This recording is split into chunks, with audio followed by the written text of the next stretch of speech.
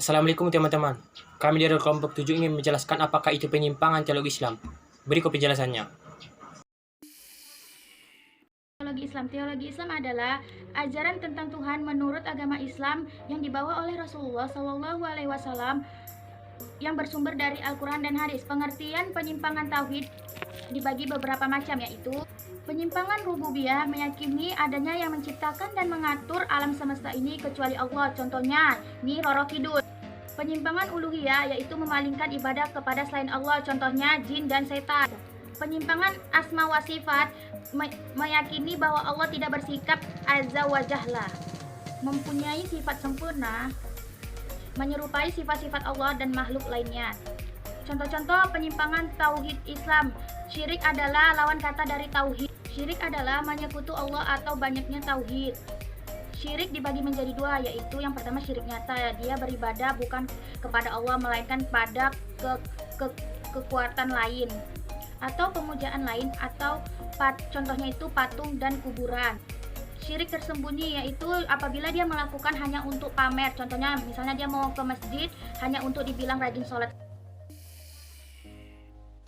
B. Kafir.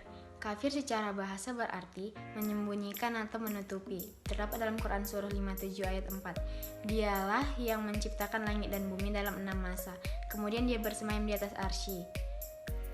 Sedangkan menurut istilah, kafir itu ialah menolak kebenaran dari Allah yang disampaikan Rasulnya. Menurut pendekatan istilah, kafir itu dapat dibagi kepada 4 macam, yaitu yang pertama kafir ilahiyat.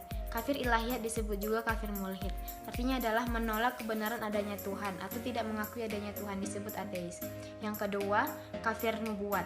Kafir nubuat artinya adalah menolak kebenaran atau tidak mengakui kenabian rasul-rasul Allah. Yang ketiga, kafir perintah.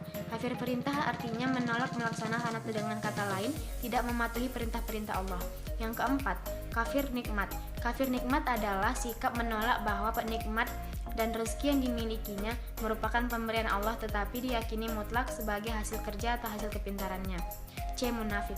Munafik adalah orang yang lahirnya menampakkan sesuatu, ucapan, perbuatan atau sikap yang sungguh-sungguhnya bertentangan dengan apa yang tersembunyi dalam hatinya.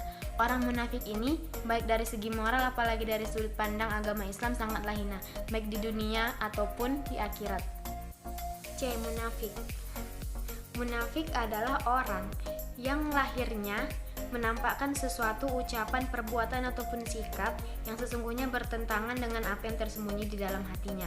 Orang munafik ini baik dari segi moral apalagi dari segi sudut pandang agama Islam sangatlah hina, baik di dunia ataupun di akhirat. D. Murtad.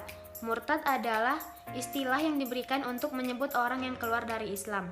Pada mulanya orang ini beriman kepada Allah dan merupakan seorang muslim.